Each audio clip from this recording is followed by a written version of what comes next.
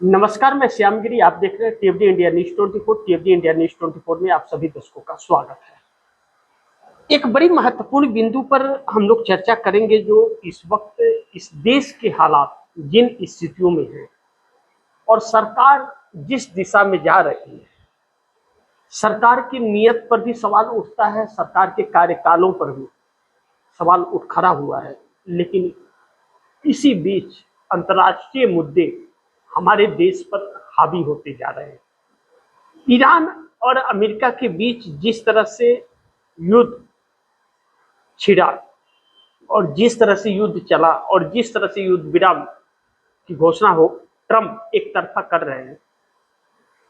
यह कहा जा रहा था कि अमेरिकी राष्ट्रपति ट्रंप कुछ न कुछ साजिश तो जरूर रच रहे हैं, क्योंकि ईरान के सामने घुटने के बल आ गए थे, तो धोखे से कोई हमला करने की साजिश कर सकते हैं। ईरान हमेशा यह बात सोचते रहा और यह बातें सच होती हुई नजर आई कि अमेरिका की मिसाइलें सब खत्म हो गई थी, वह अपनी युद्ध की तैयारियों में जुटा हुआ था, इसीलिए युद्ध विराम बार बार टाल रहा था। अब ईरान समझ गया इन चीजों को कि धोखा किया जा रहा था और ईरान अब हमलावर हो गया।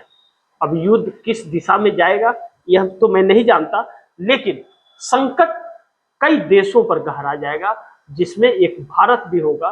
सबसे ज्यादा अगर शिकार कोई होगा तो वह भारत होगा। भारत की नाकामियों की वजह से यह सब दिन भारत के देशवासियों को देखना पड़ेगा। लेकिन इस बीच पहलगाम हमले की वर्षगांठ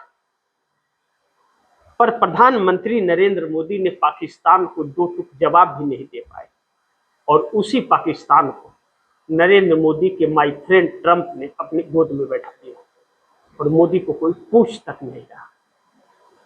ऐसे में मोदी सिर्फ अपने चेहरे को चमकाने के लिए हमारे देश की साख और इज्जत सब दांव पे लगा और अब स्थितियां यह आ गई कि अपने विशेषाधिकार का उपयोग अपने राजनीति के लिए नरेंद्र मोदी कर रहे हैं। राष्ट्र के नाम संबोधन नरेंद्र मोदी का दिया गया वह विशेषाधिकार की श्रेणी में आता है और इसको लेकर के नोटिस संसद में स्पीकर ओम बिरला को सांसद केसी वेणुगोपाल ने दिया है। इसके पहले CEC chief election commission of India को 700 पूर्व आईएएस अफसरों ने खत लिख करके शिकायत की, लेकिन चुनाव आयोग ने उस पर कुछ भी विचार नहीं किया और जब चुनाव आयोग ने विचार नहीं किया तो केसी वेणुगोपाल ने इंडिया गठबंधन की तरफ से विशेषाधिकार हनन का नोटिस छपा दिया। अब अगर इस पर स्पीकर ओम बिरला सुनवाई करें तो स्पीकर ओम बिरला नरेंद्र मोदी की सांसदी भी छीन सकते हैं, इन्हें जेल भी हो सकती है, इन्हें इस्तीफा भी देना पड़ सकता है, सांसदी भी वाराणसी से जा सकती है। लेकिन अगर नहीं किया तो सड़क से संसद तक, जो इसे कहते हैं कि सड़क से सदन तक हंगामा और विरोध होगा। जिस तरह से विशेषाधिकार का उल्लंघन हमारे देश के प्रधानमंत्री ने किया है, राष्ट्र के नाम संदेश में जो देश के प्रति कोई बात है, अंतर्राष्ट्रीय बातें हैं या देश के हित की कोई बात है, इसको लेकर के उस पर संदेश दिया जाता है। लेकिन अपने देश में बगावत करने के लिए और विपक्षी दलों को टारगेट करने के लिए ऐसे विशेषाधिकार के नहीं दिए जाते हैं। ऐसे में पूरा इंडिया गठबंधन अब इस्तीफे की मांग जोर शोर पे करना कि अब तो यह व्यक्ति एक सेकेंड उस कुर्सी पर बैठने लायक नहीं है, अब तो उसके विशेषाधिकार का हनन करने लगा है। तो ऐसे लोग बहुत खतरनाक हो जाते हैं जो अपने अधिकार, विशेषाधिकार, उनके पास पावर जो है उसका गलत इस्तेमाल अपने ही देश के प्रति जब करने लगे, वह सारी चीजें इस देश हित के लिए उपयोग की जाती है और नरेंद्र मोदी सीधा विपक्ष और देश की जनता के बीच नफरत फैलाने के लिए इस अधिकार का पालन किया है। उन्होंने उल्लंघन किया है नीतियों का और पालन किया है अपने हक के लिए। ऐसे में बड़ी महत्वपूर्ण है क्या होगा यह संसद के अंदर, यह भी एक हंगामेदार, लेकिन अब इस वक्त पश्चिम बंगाल की चुनाव है, चुनाव के बाद ही जो भी इसके निष्कर्ष निकलेंगे सड़क पर दिखे देंगे। लेकिन बिहार में नीतीश ने 85 एमएलए, सम्राट सरकार गिरा देंगे, खजाना भी खाली है। यह कहा जा रहा है कि बिहार के अंदर नीतीश कुमार के 85 विधायक जो हैं, क्या वह सम्राट चौधरी की सरकार गिरा देंगे? जिस सम्राट चौधरी को नीतीश कुमार ने ही सीएम बनवाया, भाजपा के पसंद नहीं थी वो, क्या उसी सरकार को नीतीश कुमार गिरा देंगे? इसे दो तीन तरीके से सोचना और समझना जरूरी है कि नीतीश कुमार ने सम्राट चौधरी को इसलिए सीएम बनाया कि सम्राट चौधरी से जरा कंफर्टेबल थे नीतीश कुमार। कुछ बातें सम्राट चौधरी नीतीश की मानते और नीतीश की पार्टी को तोड़ने के लिए वह मदद किसी की नहीं करते। लेकिन भारतीय जनता पार्टी के अंदर जो सपोला आता है वह जहर बन जाता है, और जो काला कौवा आता है वह सफेद हंस बनकर निकल जाता है, ऐसा कांग्रेस आरोप लगाती है। तो अब सम्राट चौधरी नीतीश के कहने पे चलेंगे, इस बात को कैसे उन्होंने सोच लिया? सम्राट चौधरी को भारतीय जनता पार्टी के शीर्ष नेतृत्व ने दिल्ली तलब कर लिया, और दिल्ली तलब करने के बाद कैबिनेट कैसे बनेगा इसका संदेश दिया गया। लेकिन इसके पहले एक बड़ी साजिश रची गई बहुमत साबित करने का, जिसकी कोई जरूरत नहीं थी। अब 24 अप्रैल को सम्राट चौधरी बहुमत साबित करेंगे और नीतीश कुमार अड़ंगा लगाएंगे। नीतीश कुमार को स्पीकर और गृह मंत्रालय की कुर्सी चाहिए, और यह दोनों चीजें भारतीय जनता पार्टी देने को तैयार नहीं। ऐसे में 24 तारीख को बहुमत साबित अगर नीतीश सम्राट चौधरी कर लेते हैं तो 6 महीने का वक्त इन्हें मिल जाएगा कि पार्टी तोड़ने ओड़ने के चक्कर में अगर समर्थन वापस भी ले लेते हैं नीतीश कुमार, तो भी 6 महीने तक सरकार बनी रहेगी और राज्यपाल कुर्सी से हटा भी नहीं सकते। ऐसे में नीतीश कुमार 24 तारीख को ही कुछ बहुत बड़ा खेल करने की तैयारी में है। अगर उन्हें स्पीकर की कुर्सी नहीं दी गई जेडीयू को, तो वह पार्टी से समर्थन वापस भी छीन सकते हैं और सम्राट चौधरी सीएम की कुर्सी से जा भी सकते हैं। लेकिन स्पीकर के साथ साथ गृह मंत्रालय का भी चक्कर है, और यह भारतीय जनता पार्टी बिल्कुल नहीं देगी। अगर गृह मंत्रालय दे दिया तो फिर भारतीय जनता पार्टी के लिए बहुत दिक्कत हो जाएगी बिहार में अपने पैर को जमा पाना, और भारतीय जनता पार्टी को बिहार को गुलाम बनाना है। अब देखिए, बड़ी महत्वपूर्ण है कि सम्राट चौधरी को 12,000 करोड़ रुपया आरबीआई से कर्ज चाहिए, और उस कर्ज के लिए नरेंद्र मोदी की गारंटी चाहिए केंद्र सरकार की, क्योंकि 4.06 लाख करोड़ रुपया तो कर्ज पहले ही है। 14,000 करोड़ रुपया या कर्ज ले लिए आरबीआई से, तो चुनाव प्रचार में खत्म कर दिए सब मिल माल करके। अब बिहार का खजाना पूरी तरह से खाली है, लोगों को सैलरी और तनख्वाह देने के लिए, वेतन देने के लिए पैसे नहीं है।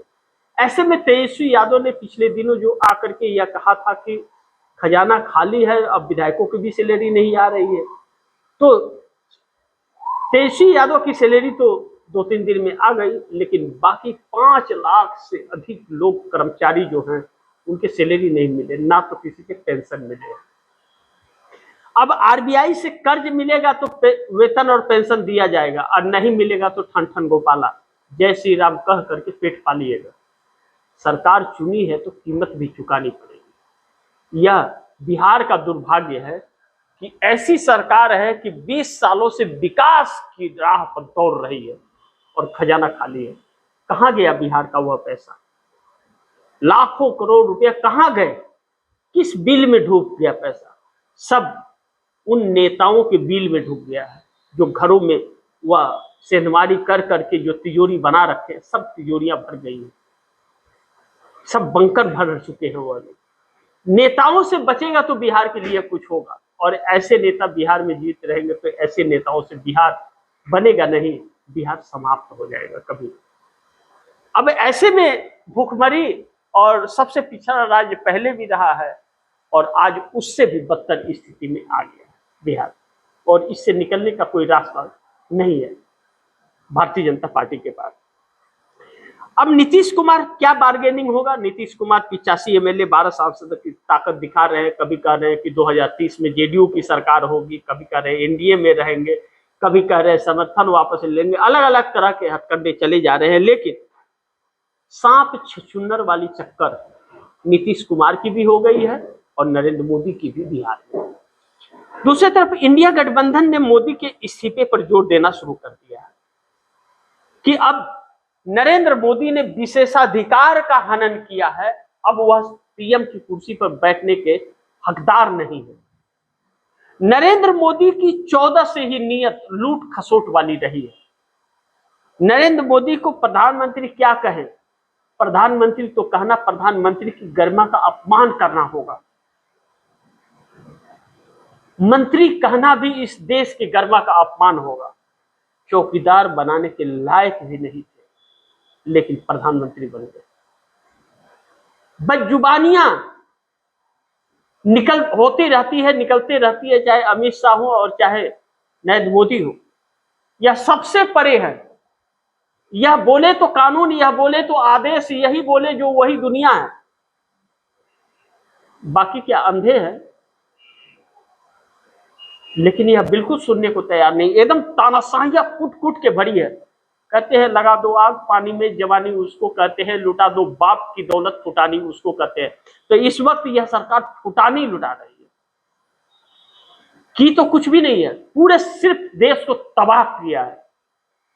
और जिस बिहार की बात बताया हूं, आप दर्शकों को खाली है, वही हाल केंद्र का है। केंद्र का भी वही हाल है। केंद्र भी विश्व बैंक के कर्ज में डूबा हुआ है, और कर्ज न मिले तो चेहरे दिखाने लायक यह लोग न रहे। कंगाल बना दिया है देश को। और ऐसे में सरकारी संस्थाओं का विशेषाधिकार, जो विशेष अधिकार है प्रधानमंत्री को, उसका आप उपयोग विपक्ष को खत्म करने में और देश को तोड़ने के लिए लगा रहे हो। कितनी शर्म की बात है। ऐसा व्यक्ति 1 घंटे के लिए भी प्रधानमंत्री की कुर्सी पर बैठने के लायक नहीं हो सकता, और अब इस्तीफे मांगे जा रहे हैं। लगातार इस्तीफे की पेशकश हो रही है, और नरेंद्र मोदी इधर उधर भाग करके चुनाव प्रचार में।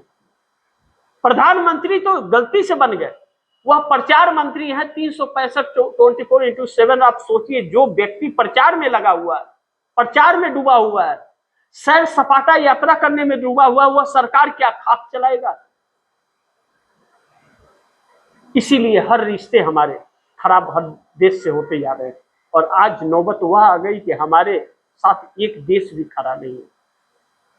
तो अब नरेंद्र मोदी को लेकर के भारतीय जनता पार्टी के अंदर भी बगावत बड़ी तेजी से, और भारतीय जनता पार्टी के लिए इंडिया गठबंधन अब बहुत चुनौती नरेंद्र मोदी के लिए बन जाएगा। नरेंद्र मोदी की एक एक काले चिट्ठे खुल करके अपने आप यूं ही सामने आते जा रहे हैं। बैकफुट पर आई है सरकार। चिड़चिड़ापन, डर, खौफ अंदर समाया हुआ है, और डराने की कोशिश कर रही है दूसरों को। और कुछ प्रशासन के अधिकारी हैं जो पूरी तरह से चाटुकारिता में डूबे हुए हैं, और गोदी मीडिया ने तो अपना पूरा सब कुछ उतार करके उनके सामने परोस दिया है। ऐसे में यह देश कहां जा रहा है? लेकिन एनडीए को मोदी ने फंसा दिया है अपने बड़बोलापन से, और बीजेपी एनडीए में मोदी के खिलाफ भगा। अब बिहार में नीतीश कुमार 85 एमएलए 12 सांसद, आंध्र प्रदेश में चंद्रबाबू नायडू 18 सांसद, भारतीय जनता पार्टी से मुरली मनोहर जोशी, चाहे सुब्रमण्यम स्वामी, चाहे नितिन गडकरी लगातार विरोध में, और आरएसएस से गुप्त सांसद फुटिए नरेंद्र मोदी के विरोध में। किस दिन खेल पलटेगा, किस दिन तूफान उठकर ऊपर आ जाएगा, कोई नहीं जानता। लेकिन एनडीए के अंदर भी इस बात का डर समा गया है कि अब नरेंद्र मोदी पतन की तरफ जा रहे हैं, और साथ साथ एनडीए गठबंधन के घटक दलों का भी पतन होगा। नीतीश कुमार ने तो ऐलान कर दिया 2030 में बिहार में जेडीयू की सरकार, कोई एनडीए नहीं रहेगा। यानी कि यह तय है कि नीतीश कुमार पलटने का ऐलान कर दिए हैं। कि वह पलटने वाले हैं और पलटेंगे, यह ऐलान क्लियर ही हो गया। लेकिन चंद्रबाबू नायडू के पास भी तो 18 सांसद है। अगर नीतीश कुमार के पास 85 विधायक 12 सांसद हैं, तो चंद्रबाबू नायडू भी तो 18 सांसदों के मालिक हैं।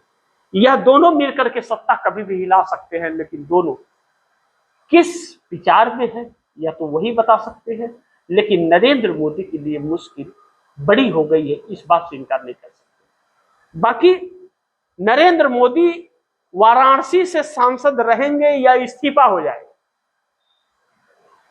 यह सरकार और गठबंधन के लोग जिस तरह अपने बारे में सोच रहे हैं, अपनी सत्ता, अपनी जेब भरने के बारे में सोच रहे हैं, अपनी कुर्सी बचाने के, काश इसका कुछ परसेंट युवाओं के रोजगार के बारे में और महिलाओं की सुरक्षा के बारे में सोच दिया होता, तो आज इस देश का 12 सालों में नक्शा बदल गया होता। लेकिन युवाओं को बेवकूफ, महिलाओं को भेड़िए की तरह नोचना, गंदी नीयत इनकी, कुर्सी के स्वार्थ और देश को लूटना, इन सभी ने मिलकर के देश को किस मोड़ पर ला कर खड़ा कर दिया। बाकी आप दर्शकों की क्या राय है, क्या सुझाव है, कमेंट बॉक्स में जरूर दीजिएगा। इस खबर को ज्यादा से ज्यादा शेयर कीजिए, अपने दोस्तों को भी कहीं आगे शेयर करें, और आपने टीवी इंडिया डिजिटल रिपोर्ट को सब्सक्राइब नहीं किया, सब्सक्राइब कर लीजिए, अपने दोस्तों को भी कहिएगा सब्सक्राइब करें। मिलते हैं अगली खबर के साथ, तब तक के लिए नमस्कार।